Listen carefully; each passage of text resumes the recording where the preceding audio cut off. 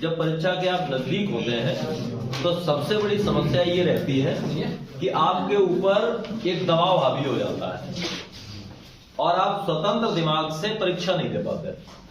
और जब भी आप दबाव में परीक्षा देंगे तो मस्तिष्क की अपनी एक कार्यप्रणाली होती है, आप वो चीजें भी भूल जाएंगे जो आपको पहले से याद थी। ये बड़ी समस्या है कि कम से कम वो चीजें तो ना भूलो जो पहले से पढ़ रखी है, जो पहले से याद है, वो तो परीक्षा तक जाए। ये बड़ा जरूरी है। अच्छी बात आपकी ये है कि आपका जो एग्जाम है वो रिटेन नहीं है, लिखना नहीं पड़ेगा। उसमें 4 विकल्प सामने होंगे और उन्हें देखकर आपको उत्तर देना है। तो आपने जो भी पढ़ रखा है, जो कभी भी आपकी नजरों के सामने से होकर गुजरा है, अगर उन 4 विकल्पों में वो दिखेगा तो वो आपको बोल्ड दिखेगा, अलग से उभरा हुआ कि बस यही पढ़ा था। एक चीज तो अच्छी है। दूसरा, अगर तनाव आपके दिमाग में रहेगा तो जो उभरने वाली प्रक्रिया मैंने बताई है कि आपको बोल्ड अक्षरों में दिखेगा, अगर तनाव है तो बोल्ड अक्षरों में नहीं दिखेगा, फिर आप भूल जाएंगे।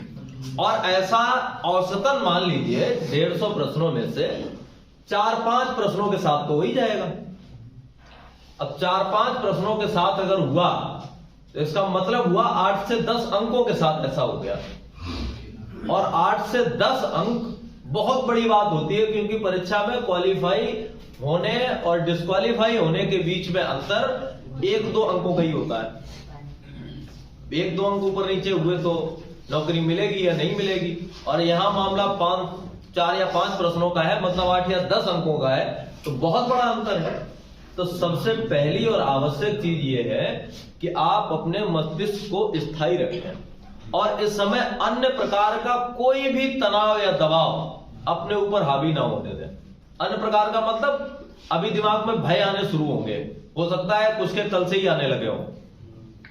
कल जैसे ही सेंटर्स की घोषणा हुई कि आपका कौन सा सिटी रहेगा एग्जाम का, तो कुछ लोगों के दिमाग में डर आने लगे होंगे कि अगर नहीं हुआ, पेपर खराब हो गया, फिर कैसे होगा, क्या होगा। तो जो होगा वो तब होगा, तब देखा जाएगा। अभी उसको लेकर के बैठ जाना मतलब फिर तो निश्चित तौर पर खराब ही होना है, फिर तो अच्छा होना ही नहीं है। तो एक तो इस चीज से बचना है, जो होगा वो तब देखा जाएगा। कुछ ना होगा तो तजुर्बा होगा, कुछ नहीं होगा तो कम से कम सीख ही जाएंगे। कैसे फेल होते हैं, पास नहीं हुए तो क्या हुआ, इतना तो क्लियर हो जाएगा कैसे फेल होते हैं, कुछ तो होगा। और उसके बाद अगर आपने सही से पढ़ा है, सुचारू रूप से समझा है, तो इसका मतलब यह है कि अगर ये नौकरी नहीं भी मिलेगी तो जिंदगी में कुछ ना कुछ तो अच्छा कर ही जाओगे। तो उस मामले को लेकर के तनाव नहीं लेना है, वो जब होगा तब देखा जाएगा, अभी उससे कोई लेना देना नहीं। पढ़ाई आज कर लीजिए, कल कर लीजिए, परसों कर लीजिए, 2-3 दिन कर लीजिए अभी, ठीक है। उसके बाद पढ़ाई को लेकर भी तनाव नहीं लेना है। ये छूट रहा है, ये नहीं हो पाया, ये हम कभी पढ़ ही नहीं पाए, नहीं पढ़ पाए तो नहीं पढ़ पाए। अब 3 दिन में बादल थोड़ी फाड़ दोगे, जो रह गया सो रह गया, जितना पढ़ गया उतना पढ़ गया। बचे हुए 3 दिवसों में केवल और केवल अपने दिमाग, अपनी शांति, अपने सुख के लिए काम करिए। जो मेरे अनुभव है वो मैं बता रहा हूं। लास्ट के 3 दिनों में पढ़ाई को लेकर के बिल्कुल तनाव नहीं लेना, जितना पढ़ लिया उतना ठीक है, जो नहीं पढ़ा वो भी बहुत ठीक है, क्योंकि हमें पता है वो वाला परीक्षा में आएगा नहीं। ये सोच लो, ऐसा सोच लो कि हमने ही पेपर सेट किया तो वो आएगा नहीं, हमने नहीं पढ़ा तो मतलब आएगा ही नहीं। बात खत्म। जो आएगा तो देखा जाएगा। अब पेपर पूरा थोड़ी हल करना है, उतना हल करना है जितने में नौकरी मिलेगी, जितने में मेरिट उठेगी, उतना ही तो हल करना है। यहां तक की बात होगी। लास्ट तक दिमाग रिलैक्स करो, बढ़िया गाने सुनो, एक आध फिल्म देख लो, मस्त नींद पूरी करो। सबसे आवश्यक चीज ये है, नींद पूरी रहनी चाहिए। अगर आपने परीक्षा वाली रात, सुबह परीक्षा है और उस रात आपको प्रॉपर नींद नहीं आई तो बहुत साइड इफेक्ट्स होते हैं। पहली चीज, आपका दिमाग भरा भरा सा फील करेगा, शरीर में थकान होगी बहुत ज्यादा। हालांकि परीक्षा कक्ष में आपको नींद नहीं आएगी, क्योंकि जिंदगी का मसला है, नींद तो नहीं आएगी, लेकिन मस्तिष्क आपका मानसिक थकान का अनुभव करेगा। और मानसिक थकान का अनुभव करेगा मतलब आपकी जो चेतना है वो अपनी जो वास्तविक उसकी शक्ति है वो काम नहीं कर पाएगी उतना। उससे कम काम करेगी। और जब आप आधी अधूरी शक्ति के साथ कोई काम करेंगे तो पूरा तो नहीं होने वाला, फिर वो आधा अधूरा ही होगा, मतलब अच्छा नहीं होगा। जितने के लायक आप हैं उस लायक तो आप नहीं पहुंचेंगे। आवश्यक है कि उस रात पर्याप्त नींद लें और ये सोचने का कतई प्रयास ना करें कि आज हम खूब सोएंगे, क्योंकि ज्यादातर समस्याएं तभी होती है जब आप सोचते हैं कि आज हम खूब सोएंगे, उसी रात नींद नहीं आती। नहीं तो फिर रावण वाली बात याद करके फिर शाम को लेटोगे, यही रात अंतिम, यही रात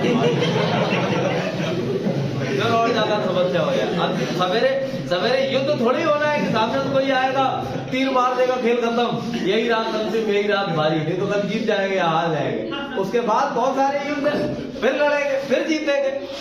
ऐसा जरूरी थोड़ी किसी वाले में जीत लेना है, फिर लड़ेंगे, फिर जीतेंगे। ये वाले नहीं जीतेंगे तो भी क्या हुआ, इस समय 5 बीघा खेत तो पड़ता ही, ब्याह हो ही जाना है।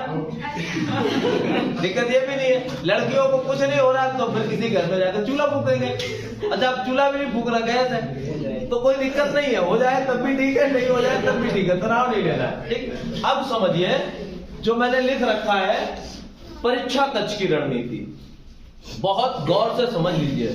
छोटी छोटी गलतियां आपको मेरिट से बाहर कर सकती हैं, और ऐसा 1-2 बार मेरे साथ हुआ है, इसलिए मैं बता पा रहा हूं। जो परीक्षा मैंने दी थी उसमें रीजनिंग के 5 प्रश्न आते थे।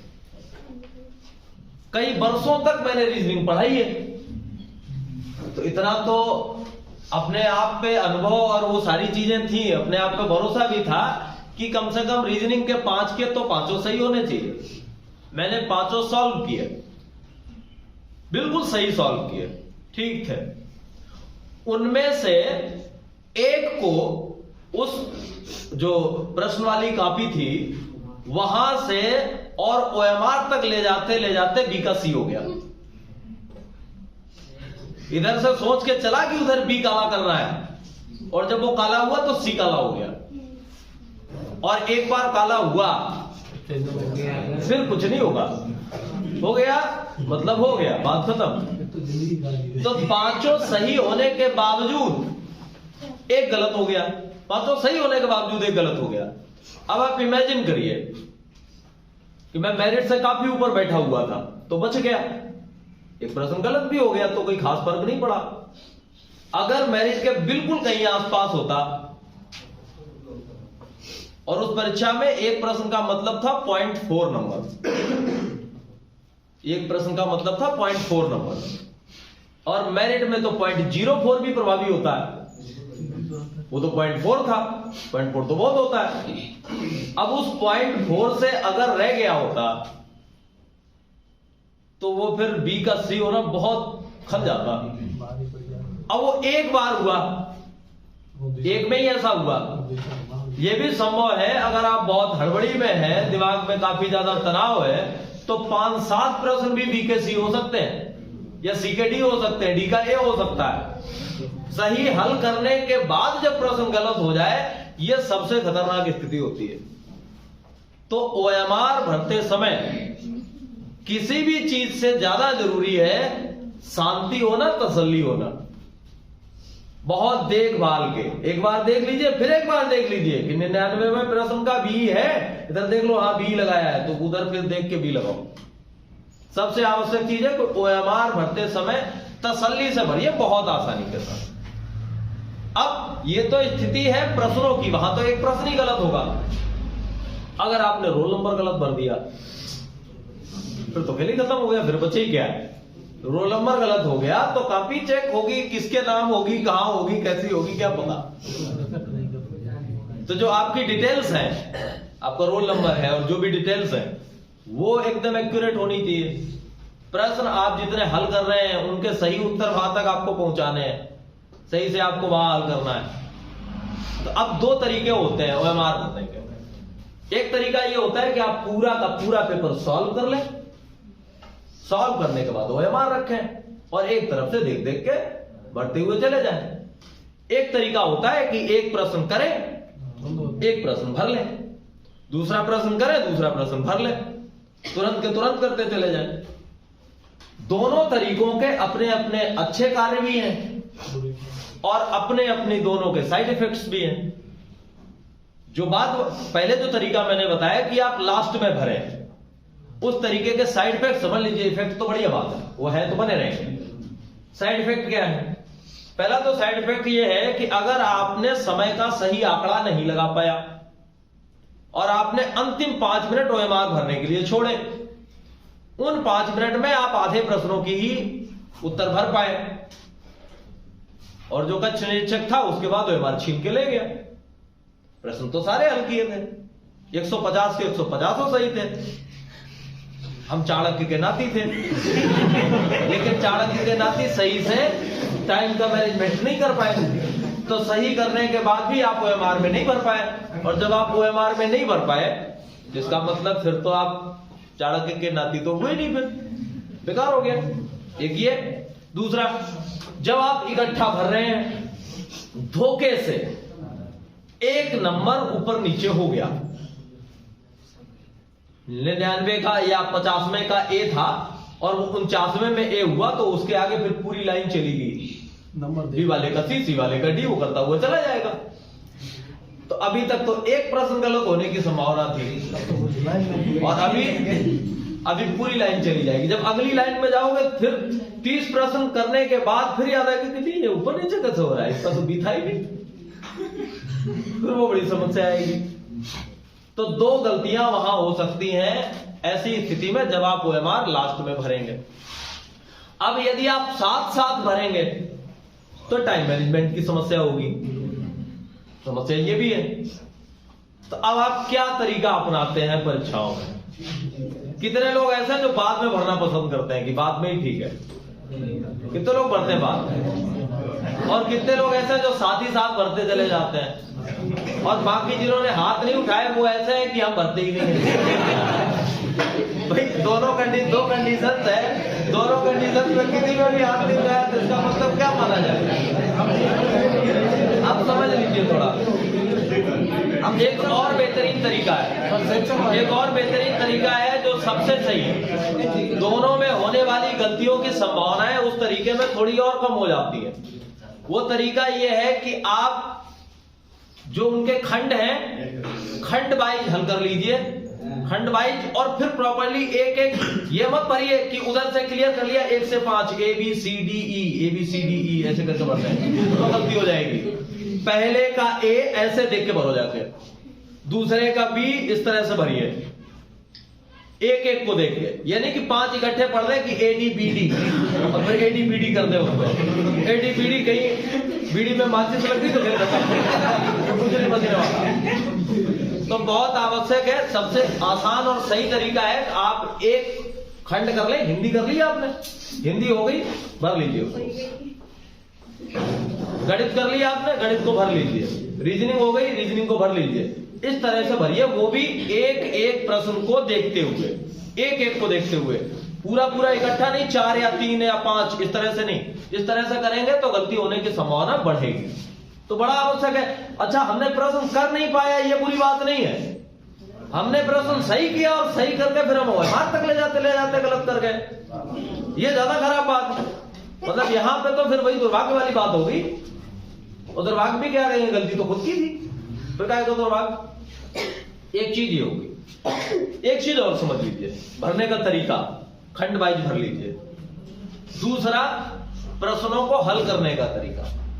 आपने अपनी कुछ ना कुछ योजना रणनीति बनाई होगी, आप कैसे करके प्रश्न पत्र को हल करेंगे। पहला जो भी प्रश्न आएगा वहीं से शुरू कर देंगे, आखिरी वाले तक खत्म कर देंगे, एक भी नहीं छोड़ेंगे, सारे कर देंगे। अब ये बात की बात है। उससे पहले ये समझिए कि पहले आप 4 चीजें हैं उसमें ना, टोटल हिंदी, सामान्य अध्ययन, मैथ और रीजनिंग, 4 चीजें हैं। अब इनमें से कुछ विषय ऐसे हैं जिनको आप करेंगे वो होगा नहीं, और आपको लगेगा कि नहीं मैं इसको कर सकता हूं, मैथ और रीजनिंग। फिर वो जब नहीं होगा, ये जानते हुए कि सही हो सकता है और फिर भी सही नहीं हो रहा है, तो फिर बहुत गुस्सा आता है। गुस्सा क्या करेगा? गुस्सा आपके दिमाग को खराब करेगा, फिर जो सही हो सकता था वो उसको भी खराब करेगा। तो सबसे पहला काम है कि आप हिंदी देखें जिसमें कतई दिमाग नहीं लगाना, होगा तो होगा, नहीं तो नहीं होगा। हिंदी देखें जो पहली बार में हो जाए, जैसे आपके 35 प्रश्न आने हैं, 36 प्रश्न आने हैं। आप पहली बार देखते चले जाओ, करते चले जाओ, देखते चले जाओ, करते चले जाओ। आपने 20 या 25 कर लिए, ठीक है, 20-25 कर लिए, उठाओ ओएमआर में फिल कर दो उन 20-25 को, बाकी की जगह छुट्टी रहने दो, आगे निकल जाओ, जीएस में पहुंचिए। आपको जितने आते हैं, अब आपसे पूछा गया कि भारत का राष्ट्रीय पुष्प कौन सा है, आता है तो आता है, नहीं आता है तो परसों तक बैठे रहो, नहीं आता है तो नहीं आता है। तो यही तो है कि उसको गणित लगा लोगे कि 2 × 2 = 4, इसका मतलब कमल। ऐसा भी कुछ होता है। अब उसमें कोई तुम्हारा तर्क गणित कुछ लगेगा नहीं, आता है तो आता है, नहीं आता तो नहीं आता है, बस यही तो है। तो उसमें से कुछ प्रश्न ऐसे होंगे जो पहली बार देखने पे ही हो जाएंगे, हो गए, ओएमआर में आपने टिक कर लिया, उनको ओएमआर में फिल कर लिया, ठीक है। चाहे तो आप ओएमआर में 2 स्टेप में फिल कर सकते हैं, पहले आप पेंसिल से पॉइंट रख सकते हैं, बाद में पेन से काला कर सकते हैं, ठीक है। 2 तरीके हैं, उसमें थोड़ा और आप सिक्योर हो जाएंगे, गलती होने की संभावना और कम हो जाएगी, ठीक है। एक तरीका ये। उसके बाद आप रीजनिंग पे जाए, रीजनिंग को लगाते चले जाए, जो लग जाए उसे लगाते चले जाए, और अपना जब रीजनिंग का पोर्शन खत्म हो जाए उसको फिल कर लें। बीच में रीजनिंग के कुछ प्रश्न ऐसे होंगे जो जैसे सीरीज वाले प्रश्न होते हैं, वो आपने एक बार देखा, हो सकता है एकदम वही वाला तरीका आपको आ जाए जिससे वो लगेगा, कभी कभी वो तरीका आए ही ना जिससे लगेगा, और बहुत सारे तरीके आए कि स्टेप वाइज बढ़ के हो रहा है, कि गुणा होके हो रहा है, कि भाग होके हो रहा है। हो सकता है वो तरीका आ जाए तुरंत, और हो सकता है वो बिल्कुल ना आए। और आपने कसम खा के रखी है कि क्रमबद्धता तुमने बहुत अच्छे तरीके से सीखी थी, और तुझे अम्मा कसम वो लगेगा तो तुझे लगा के ही मानेंगे, देखे नहीं लगेगा। और फिर 1 घंटा वही लगाया, उसके बाद घंटी बजेगी, उसे नहीं बजेगा। तो सवाल के साथ जबरदस्ती नहीं करें, उसके हाथ जोड़े, महाराज तुम कठिन हो, रखे रहो, हम नहीं लगाएंगे, हम आगे जा रहे, दूसरे को देखेंगे तो सरल होगा। लगाते चले जाए, जो नहीं लग रहा उसको छोड़ दें। इस बात की मैं गारंटी ले रहा हूं कि जैसे आपने 10 प्रश्न छोड़े, अगली बार जब आप देखने आएंगे उन 10 प्रश्नों को, तो 3 की सीरीज पहली बार देखते ही सही वाली दिमाग में आ जाएगी, क्योंकि आप लगाने का तरीका तो जानते ही है। बस उस समय वो बात दिमाग में आ नहीं रही थी, 4-5 बार घुमा फिरा के उनको बदल बदल के देखिए, एक बार छोड़ दीजिए, निकल जाइए आगे, फिर लौट के आइए, एक बार फिर देखिए, फिर लौट के आइए, फिर देखिए। जब आपका ऑनलाइन एग्जाम होता है तो इस काम में थोड़ी कठिनाई होती है, क्योंकि फिर उसको बैक ले जाना, वहां तक पहुंचना बड़ा कठिन। ऑफलाइन है, पेपर पलटना है, केवल पलट लिया, देख लिया, उसको दोबारा देख लिया, आ गया याद तो कर दिया, नहीं याद आया तो कह दो रुको, अभी जब आखिरी में फालतू का टाइम बचेगा फिर तुमसे निपटेंगे, लगा के मानेंगे तुम्हें। और उससे कह दो सवाल से कि तुम यहां नहीं लोगे बेटा, घर पे लगाएंगे, लगाएंगे जरूर, लेकिन यहां तुम्हारे के लिए कारण जो अपना टाइम है वो नहीं खराब करना मुझे। फिर आगे जाइए आप मैथ में, क्योंकि अब दिमाग खराब होने की नौबत आने लगी होगी, लास्ट में आप मैथ की तरफ जाइए, लगाइए उसको, फिर खूब दिमाग खराब कर लीजिए, फिर वापस आइए, फिर एक बार देखिए, फिर वापस आइए, फिर एक बार देखिए, जितने होते चले जाए उतने करते चले जाइए।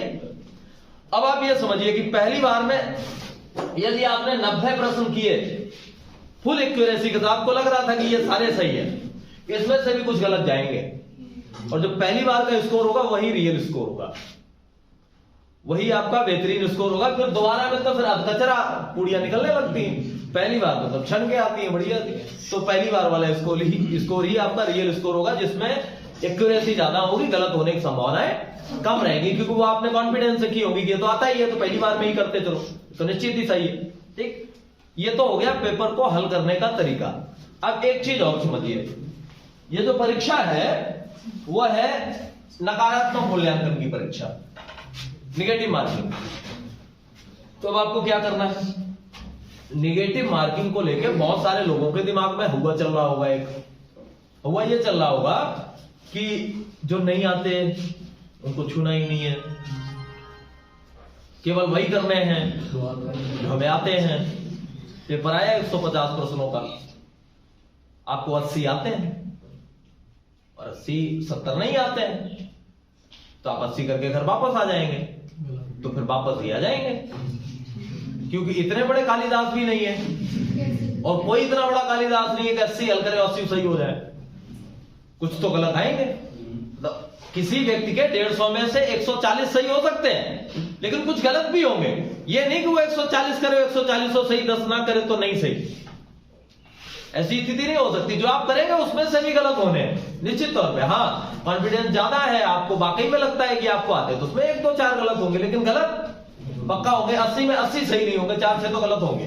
ठीक, अब 80 प्रश्न करके अगर आप आए हो और सही सही करके आए हो तो आप फाइट में ही नहीं हो। मतलब तुक्के तो लगाने पड़ेंगे, ये भी समझ लो, तुक्के भी लगाने पड़ेंगे, क्योंकि उस संख्या तक तो आपको पहुंचना ही है जितने में सिलेक्शन होना है, उतने प्रश्न तो हल करने हैं। अब आप ये मानिए कि आपको लगभग इस परीक्षा से आगे बढ़ने के लिए 100 सही प्रश्नों की आवश्यकता है। लगभग 100 सही प्रश्नों की आवश्यकता है। अब सही प्रश्नों का मतलब आप समझ रहे हैं कि इतने आप करेंगे तो इसमें से गलत हो जाएंगे, जितने गलत हो जाएंगे उतने कम हो जाएंगे, बल्कि उसका 1/4 और कम हो जाएगा, क्योंकि निगेटिव मार्किंग है। तो इसका मतलब अगर आप 100 प्रश्न ही करके आ रहे हैं तो कोई चांस नहीं है। आपको 100 से कुछ ऊपर प्रश्न करने, 100 सही करना है। ठीक, और 100 सही तब होंगे जब 120, 115, 110 सॉल्व करोगे। ठीक, किसी के ज्यादा हो जाए अच्छी बात है, लेकिन 150 भी नहीं करने हैं। 100 सही किए और उसके बाद 50 गलत किए तो उसमें से 12.5 और कम हो गए, फिर कहां रह गए? फिर हालात खराब। तो ये भी नहीं करना है, सारे के सारे नहीं। 10 प्रश्नों को तो पहले ही हाथ जोड़ लो, महाराज हमारी तुम्हारी कोई लड़ाई नहीं, कोई दुश्मनी नहीं, कोई दोस्ती नहीं, तुम अपने घर जाओ, हम अपने घर जा रहे हैं, तुम्हें तो करना ही नहीं है, छूना ही नहीं। और 10 प्रश्न तो ऐसे खतरनाक होंगे, उनमें समय खराब नहीं करना। जो व्यक्ति पहले से ही अपने दिमाग में ये बैठा लेता, अब आप समझिए परीक्षा कितनी देर की है? 2 घंटे की। 2 घंटे का मतलब 120 मिनट। प्रश्न कितने आने हैं? 150। अब आप समझिए, एक व्यक्ति यहां से दिमाग में बैठा के गया है कि मुझे 150 प्रश्न करने हैं। कितने? 150 प्रश्न। तो उसके पास 120 मिनट है, उसको 150 प्रश्न करने हैं 120 मिनटों में। तो एक प्रश्न के हिस्से में कितने मिनट आए हैं? 1 मिनट। 1 मिनट से भी कम। कितना एक्यूरेट कितना होगा? गणित वाले हो बताओ, कितने सेकंड? 36 सेकंड। भाग दिया? 48 सेकंड हो गया। चलो ठीक है। कितना? एक सवाल के हिस्से में कितना पड़ा? 48 सेकंड। बड़ा महत्वपूर्ण गणित है, समझ लीजिए इसको। एक सवाल के हिस्से में 48 सेकंड। ठीक है। एक व्यक्ति पहले से ही यह तय करके गया कि मुझे सेलेक्ट होना है, टॉप थोड़ी करना है। जो टॉप करेगा वो भी कांस्टेबल ही बनेगा, और जो लिस्ट में सबसे पीछे होगा लेकिन लिस्ट में होगा वो भी कांस्टेबल ही बनेगा। उसकी भी ग्रेड पे वही रहेगी, उसकी भी ग्रेड पे वही रहेगी। वो भी थाने में ही जाएगा, वो भी थाने में ही जाएगा। उसको भी बंदूक ही मिलेगी, उसको तोप थोड़ी मिल जाएगी, उसको भी बंदूक ही मिलेगी। जितनी सैलरी उसकी आएगी उतनी सैलरी उसकी आएगी। एक व्यक्ति घर से ही तय करके गया, मुझे 150 हल ही नहीं करने, 125 हल करना है, बात खत्म। अब उसके पास ये जो 48 सेकंड का समय था ये बढ़ गया। प्रत्येक प्रश्न के लिए उसके पास जो समय था वो बढ़ गया, क्योंकि उसने घर से ही तय कर लिया मुझे 25 करने ही नहीं या 20 करने ही नहीं, 130 ही करना है, 20 करने ही नहीं। समय बढ़ा लिया उसने अपना। वो टाइम ही खराब नहीं करेगा। उन प्रश्नों को एक बार पढ़ेगा कि नहीं तुम बहुत खराब हटो पीछे, तुम करना ही नहीं। तो अब 130 प्रश्नों पे 120 मिनट लगाओ। क्यों 150 प्रश्नों पे 120 मिनट खराब करोगे? बचा समय। हिंदी में समय लगना नहीं है, पढ़ना है, गोला काला करना है, इतना समय लगना है। जीएस में समय लगना नहीं है, पढ़ना है, गोला काला करना है, इतना समय लगना है। समय कहां लगना है? रीजनिंग और मैथ में। उस समय का, बचे हुए समय का उपयोग रीजनिंग और मैथ में करेंगे। ठीक। तो एक तो ये तय करिए कि आपको कितने प्रश्न सही करने हैं। कितने प्रश्न सही करने हैं का सही उत्तर है लगभग 100। अब ये लगभग 100 का मतलब 95 से लेके 105 भी हो सकते हैं। ठीक है, थोड़ा बहुत ऊपर नीचे। लगभग 100 प्रश्न आपको सही करने हैं। अब 100 प्रश्न सही करने के लिए प्रश्न कितने करने हैं वो आपकी एक्यूरेसी पे निर्भर करेगा कि आप कितने % सही करते हैं। तो आप उस हिसाब से 115 हल करिए, 120 हल करिए, 125 हल करिए, लेकिन इतने तो हल करने पड़ेंगे। अगर आप यही सोच के जाएंगे जितने हमें आते हैं हम केवल उतने ही करेंगे, उसके अलावा करेंगे नहीं, आते तो तुम्हें 90 ही है, और 90 में से 5-7 तो गलत भी करोगे तो भी मेरिट में नहीं। तो फिर जब लड़ाई से पहले ही औजार डाल रहे हो तो फिर लड़ने जाने की जरूरत क्या है? फिर योद्धा ही ना बनो, घर ही रहो, क्यों समस्याओं में पड़ोगे? नहीं जाना है। अब दूसरा गणित समझिए, निगेटिव मार्किंग का। निगेटिव मार्किंग ये है कि अगर आप एक प्रश्न सही करेंगे, एक प्रश्न आपका सही हो जाएगा तो आपको अंक मिलेंगे 2, और यदि आप एक प्रश्न गलत करेंगे तो जाएगा आपका 0.5। आपके जो प्रश्न है उसमें 4 विकल्प होते हैं, ऐसे तो होते हैं 4 विकल्प ABCD, ठीक। अब इस विकल्प में से एक विकल्प सही है, 3 गलत है, तो कोई प्रश्न जब आप हल करते हैं तो 75% चांस है कि वो गलत होगा और 25% चांस है कि वो सही होता है। प्रोबेबिलिटी इसी को तो कहते हैं प्रायिकता, पढ़ी है मैथ वालों ने। तो प्रायिकता यही तो है कि भाई 4 विकल्प है तो 25% सफल होने के चांस है और 75% असफल होने के चांस है। आपने क्या किया? आपने 4 प्रश्न किए। निगेटिव मार्किंग को बड़े गौर से समझ लो है क्या मसला। आपने 4 प्रश्न हल किए तो 4 प्रश्नों में से इस प्रायिकता के आधार पे आपका एक प्रश्न सही होने की संभावना है। मतलब मिलने वाले अंक कितने हैं जो आपको मिलेंगे संभावना के आधार पे 2, और 3 इस हिसाब से आपके गलत होने चाहिए। 3 प्रश्न गलत होने चाहिए। अब 3 प्रश्न अगर गलत हुए तो जाएंगे कितने? 1.5। तो 4 प्रश्न करने पे आपको घाटा है कि मुनाफा? आधे नंबर मुनाफा है। आधे नंबर का मुनाफा है प्रोबेबिलिटी के आधार पर। हालांकि ये प्रोबेबिलिटी निश्चित तो होती नहीं है, प्रोबेबिलिटी संभावना है ऐसा होगा, ज्यादातर चांसेस ऐसे हैं। अब तुम्हारा भाग्य ही खराब हो, भाग्य इस लेवल का हो कि तुम ऊंट पे बैठ के बाजार जाओ तब भी कुत्ता काट ले तो अपनी कंडीशन क्या होगी? ये जो प्रोबेबिलिटी 25% है वो खत्म हो जाएगी, वो रहेगी नहीं। 100% फिर वो स्थिति ये होगी कि एक भी मिलेगा तो एक भी नहीं, चले तो माइनस में चले जाएंगे। अच्छा, कभी कभी भाग्य अच्छा भी होता है व्यक्ति का, बबूल के पेड़ के नीचे बैठा हो, ऊपर से आम आके मुंह में गिरे ऐसा भी भाग्य होता है। तो ये भी संभव है कि किसी व्यक्ति के 4 के 4 सही हो जाए या 3 सही हो जाए। तो जिसके 3 सही हो गए वो 4.5 नंबर के फायदे में रहेगा, और जिसके 4 सही हो गए वो सीधा 8 नंबर के फायदे में रहेगा। अब यही पे खेल हो जाता है। ये कैसे निर्भर करेगा समझिए। अब आपको अपनी ये प्रोबेबिलिटी घटानी है, इसका जो परसेंटेज है गलती का उसे घटाना है, और जो सही होने का परसेंटेज है वो बढ़ाना है। कैसे बढ़ा सकते हैं आप? 4 विकल्प है ABCD। 25% तो प्रोबेबिलिटी उसकी है सफल होने की जो अभी खेत में आलू खोद रहा है और उससे कहो ये 4 विकल्प है, इसमें से सही करो, तो कहेगा आप बक्कड़ बम्बे बोलिए सही। उसको कुछ नहीं आता, उसने प्रश्न भी नहीं पढ़ा। जब उसने प्रश्न भी नहीं पढ़ा तब वो सफल होने की उसकी संभावना कितनी है? 25%। आप तो पढ़े लिखे हो, जब पढ़े लिखे हो तो कम से कम इतना तो कर ही सकते हो कि भैया ABC तो सही हो सकते हैं, D की तो गारंटी लेते ये तो सही है ही नहीं। अब आपके सफल होने की संभावना होगी 33%, क्योंकि अब विकल्प बचे कितने? 3। अब आपको और थोड़ा गुमान है अपने ऊपर कि नहीं एक और, ये तो हो ही नहीं सकता, अगर है तो B और C में से ही होगा। अब आपके सफल होने की संभावना होगी 50%। बस इतना अगर कर पाते, और जहां तक आप यहां पहुंच जाते हो उस प्रश्न को छोड़ना नहीं है, उस प्रश्न को छोड़ना नहीं है। क्यों नहीं छोड़ना है? अगर आप 120 प्रश्न कर चुके हैं फिर छोड़ देना है, फिर कोई दिक्कत नहीं। अगर 120 प्रश्न करने से पहले इस स्थिति में आप कहीं पहुंचते हैं कि 2 तो आपको 100% श्योर है कि ये गलत नहीं है, इन 2 में से ही कोई गलत हो सकता है, तो पक्का 2 में से एक चुन के आइएगा। क्यों? क्योंकि अगर गलत हुआ तो आधा जाएगा और सही हुआ जुआ तो अभी नहीं खेलोगे, बाद में खेलना पड़ेगा ऐसे नहीं खेलोगे तो अपने यहाँ तो व्यवस्था ही इतनी अच्छी है। कपिल शर्मा आएगा कि लूडो खेलो बहुत सारे आएंगे मोबाइल पे, लूडो खिलवा के जुआ खिलवा देंगे।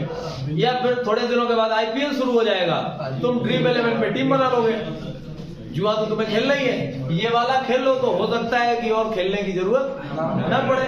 लेकिन ये ध्यान रखिए कि जब आप 125 प्रश्न हल कर चुके हो फिर आपको कोई जुआ नहीं खेलना।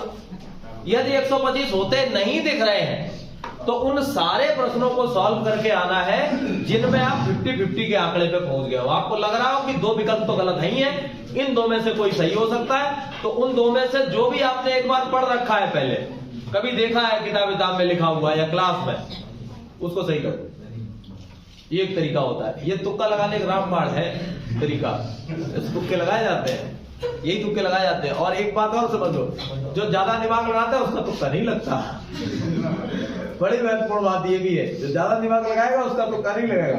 तुक्का भी ऐसे लोगों का ही लगता है जो तुक्के पे ही निर्भर होते हैं। फिर भी ये 2-3 बातें हैं। पहली तो OMR को भरते समय सावधानी रखिए बहुत, ठीक है। जो 2 बेसिक तरीके हैं उन्हें हटा के उनका मिक्सचर बना के तीसरा तरीका तैयार कर लीजिए। तीसरा तरीका क्या है, आप खंड वाइज भरेंगे और एक पे उंगली रख के भरेंगे ताकि इधर पहले का बी जाते जाते उधर सी ना हो जाए, उम्र बढ़ जाए उसकी। ये हुआ तो फिर मामला बिगड़ जाएगा। तो इस बात को बहुत गौर से देख रहा है कि इधर से जो उधर जा रहा है बीच में उसमें संश्लेषण तो नहीं हो रहा है, उधर ट्रांसफॉर्मेशन हो जाए, उसका बदल जाए वो कुछ वहां जाते जाते, ये याद रखना है। दूसरा, टाइम मैनेजमेंट के लिए 15 से 20 प्रश्नों को पहले ही आउट कर दीजिए कि हमें ये वाले तो करने ही नहीं है, उनके ऊपर दिमाग ही नहीं खराब करना। गणित या रीजनिंग का वो सवाल जो न लगे उसे वापस आके देखो, फिर भी न लगे और टाइम बचे तो फिर वापस आके एक बार देखो और फिर भी ना लगे, राम जोहार करो, निकल जाओ। कि हमारी तुम्हारी ना कोई लड़ाई है, ना कोई दुश्मनी है और ना ही हमारी मित्रता है, तुम अपने घर जाओ, हम अपने घर जाते हैं, नहीं लगाएंगे। क्योंकि 10-15 तो छोड़ने ही है ना, ऐसे ही वाले तो 10-15 छोड़ने हैं जो नहीं लगेंगे, उन पर दिमाग खराब नहीं करना। अब आप एक के पीछे पड़ गए, इमेजिन करिए आप किसी एक सवाल के पीछे पड़ गए और 20 मिनट उस सवाल के पीछे पड़े रहे और आखिर में वो सवाल लग गया, मैं मानता हूं लग गया और सही लग गया। अब क्या प्रधानमंत्री जी आके तुम्हें भारत रत्न देंगे? तो तुमने बहुत बड़ा काम किया, तुम एकदम युधिष्ठिर अभिमन्यु टाइप हो और तुमने इतना बड़ा काम कर दिया, सवाल लगा के ही माना हुआ, अरे बेटे तो तुम ही हो गए। वो 20 मिनट ले गया, इतनी देर में और 10 सवाल लग जाते। 10 सवाल 20 अंकों के होते और वो कितने का हुआ? 2 अंकों का। ये आपको नुकसान करने के लिए ऐसे कुछ सवाल रखे जाते हैं जिनमें आप अपना समय को खराब कर दें, और समय यदि खराब कर देंगे तो फिर समझ लो समस्या तो आनी है। ठीक है, एक चीज ये होगी कि अपना टारगेट फिक्स कर लो। टारगेट मैंने बता दिया है कि लगभग अगर आप वाकई में सेलेक्ट होना चाहते हो तो लगभग आपको 100 प्रश्न सही चाहिए। 100 प्रश्न सही का मतलब 95 और 105 के बीच में इतने प्रश्न आपके सही हो, गलत इतने तो सही हो, और इतने सही तब होंगे जब इससे कहीं ज्यादा आपने हल किए होंगे, क्योंकि 100 हल करके 100 तो सही होंगे नहीं, 100 से ज्यादा हल किए होंगे। तो आप ये बात मान लो कि आपको कम लगभग 120 प्रश्न तो हल करने ही है, चाहे आते हो आपको और चाहे ना आते हो। तो इसमें से जितने आते हो उतनी बहुत अच्छी बात है, और जो नहीं आते हो फिर उनमें ये देख लो कि पहले नंबर पे वो हल करने हैं जिनमें आप 2 विकल्पों में जाके फंस रहे हो। अगर ऐसे वाले मिला के 120 हो जाते हैं तो बस इतना ही करना है। अगर फिर भी 120 नहीं हो रहे, मतलब ऐसे वाले भी कर लिए, 50% वाले भी कर लिए, तो फिर ये देखो कि कम से कम एक विकल्प तो गलत जानते ही हो कि ये गलत है, तो कम से कम 33% वाले पे लड़ाई करो कि कुछ ज्यादा ही मिलेगा। और फिर भी पूरे नहीं हो रहे हैं तो फिर 25% वाले पे भी लड़ जाओ, क्योंकि अगर प्रोबेबिलिटी सही से काम आई तभी आधे का फायदा होगा। उतने प्रश्न तो हल करने ही है। ये हमेशा याद रखो कि नकारात्मक होने का ये मतलब बिल्कुल नहीं होता है कि आप प्रश्न ही हल नहीं करेंगे। नकारात्मक होने का मतलब ये होता है कि आपका जो टारगेट है कम से कम उस लेवल के प्रश्न तो आपको हल करने पड़ेंगे अगर आप फाइट में रहना चाहते हो, क्योंकि इससे कम करके आए तो फाइट में ही नहीं बचोगे।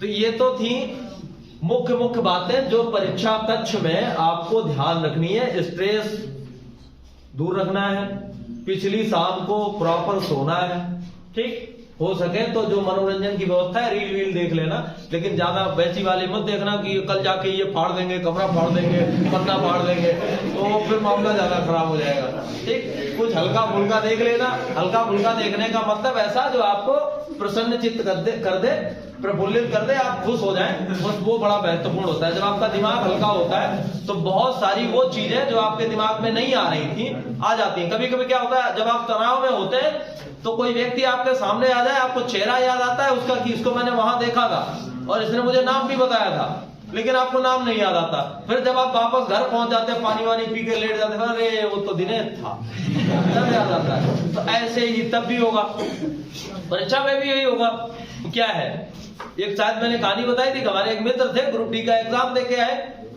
मैंने उनसे पूछा कि और बताओ पेपर कैसा हुआ। वो पेपर बहुत अच्छा हुआ था, मजा आ गया। फिर गड़बड़ हो गया। फिर कैसे गड़बड़ हो गया जब बहुत अच्छा हुआ था? बोला पहले मैंने सवाल पढ़ा, उसका ए उत्तर सही था, मैंने लगा दिया। दूसरा पढ़ा, उसका ए सही था, मैंने लगा दिया। ऐसा लगाते चला गया, 20-25 प्रश्न लगा दिए। बाद में उनके चारों उत्तर पढ़े तो पता लगा तीसरा वाला सही था। तो फिर इतनी जल्दी भी नहीं करनी है, कम से कम चारों विकल्प एक बार पढ़ के देख लेने। ऐसा भी नहीं करना है कि पहला विकल्प दिखा बोले सही है, बोले सही है, तो 3 पढ़ना ही नहीं, पढ़ लेना। इतनी भी जल्दी नहीं है, इतना 48 सेकंड का समय बहुत होता है। आराम से पढ़ लीजिएगा चारों विकल्पों को, फिर उत्तर दीजिएगा।